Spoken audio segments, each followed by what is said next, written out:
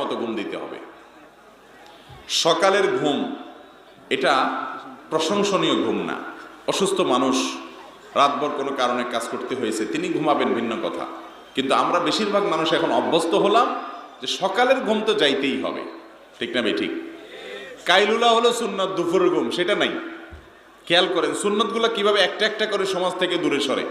রাতে তাড়াতাড়ি শোয়া সুন্নাত সেটা নাই, সকালে জেগে থাকা সুন্নাত সেটাও নাই, আবার দুপুরে ঘুম সেটাও নাই, মানে সব উলট পালট।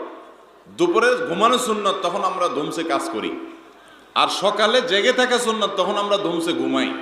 সন্ধ্যায় তাড়াতাড়ি ঘুমাইতে হবে, তখন আমরা জেগে থাকি। ভোরে তাড়াতাড়ি উঠতে হবে, তখন আমরা ঘুমায় থাকি। পুরো লাইফস্টাইলটাকে শয়তান এমন ভাবে করেছে যে কোনোভাবে যেন জান্নাতে আমরা যেতে না পারি। এটা যদি আমরা বুঝতে পারি এবং সেটাকে আমলে আনতে পারি, তাহলে কাজ হবে। আমার কথা ঠিক বলে লাভ নাই।